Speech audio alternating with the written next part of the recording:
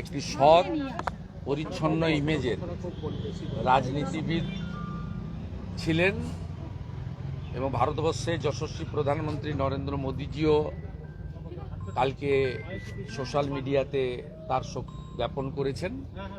শুধু পশ্চিমবঙ্গ নয়, গোটা ভারতবর্ষ জুড়েই এই মহান মানুষটির প্রতি শ্রদ্ধা জ্ঞাপন হচ্ছে এবং তিনি পশ্চিমবঙ্গের একজন রাজনীতিবিদ এবং সংসদীয় গণতন্ত্রের অন্যতম শরিক হিসেবে তার ভূমিকা রেখে গেছেন। আমরা ভারতীয় জনতা পার্টির বিধায়করা যারা কলকাতায় ছিলেন, আমার উপস্থিতিতে আমরা পুষ্পার্ঘ্য নিবেদন করে তার বিদেহী আত্মাকে শ্রদ্ধা জ্ঞাপন করলাম।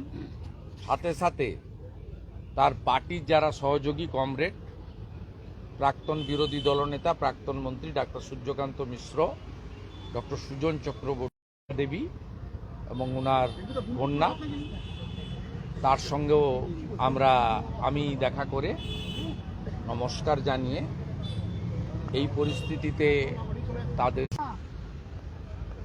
বুদ্ধবাবু 2006 সালে আমি বিধায়ক হয়েছিলাম। বুদ্ধবাবু দ্বিতীয়বারের জন্য মুখ্যমন্ত্রী হয়েছিলেন। দ্বিতীয়বার ঠিক নয়, তৃতীয়বারের জন্য। কারণ 2001-এ নির্বাচনের আগে জ্যোতিবাবু পদত্যাগ করে ওনাকে দায়িত্ব দিয়েছিলেন। পরে 1-এ জিতেছিল এবং 1-এর পরে 2-এও 235 আসন নিয়ে বক্তব্য শুনতাম এবং আত্মসহায়ক ধরিয়ে দিতেন। আমার সঙ্গে অনেকবার টেলিফোনেও কথা বলেছেন বিষয় আজ মুখ্যমন্ত্রী, আজ বিধানসভায় হতো। কিন্তু আমার সঙ্গে কথা ওনার রয়েছে প্রথম 2007 সালের 12ই মার্চ রাজ্যপালের ভাষণের উপরে বক্তৃতা ছিল এবং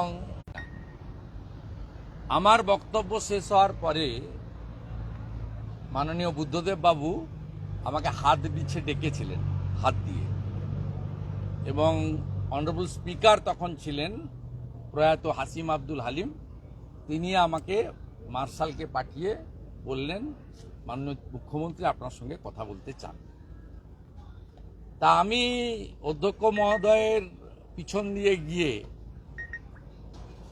কথা সেদিন বলেছিলাম। কি কথা হয়েছিল তো অনেকবার বলেছি, ভবিষ্যতে বলবো, সংক্ষিপ্ত সময় বলবো না।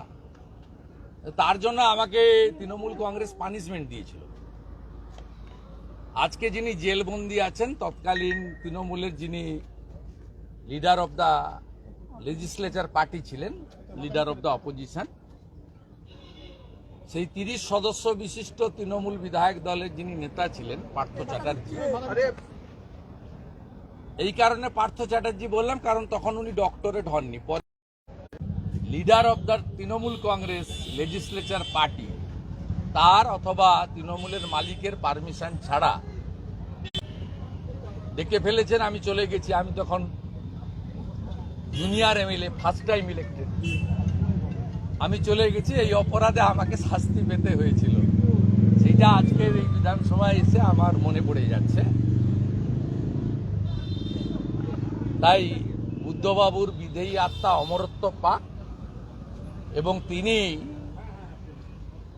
পশ্চিমবাংলার তার রাজনৈতিক নীতির বিরোধী আমরা ছিলাম, আছি, ভবিষ্যতেও থাকব। কারণ কমিউনিস্ট পার্টির নীতির সঙ্গে ভারতীয় জনতা পার্টি বা জাতীয়তাবাদী দলের নীতির আদর্শের সঙ্গে কখনোই মেলে না। তাই ব্যক্তি বুদ্ধদেব ভট্টাচার্য, তার সততা, নিষ্ঠা, তার সহজ সরল অতি সাধারণ জীবনযাপন আজকের দিনের রাজনীতিবিদদের কাছে একটা বড় ব্যতিক্রমী দৃষ্টান্ত বলে আমি মনে করি।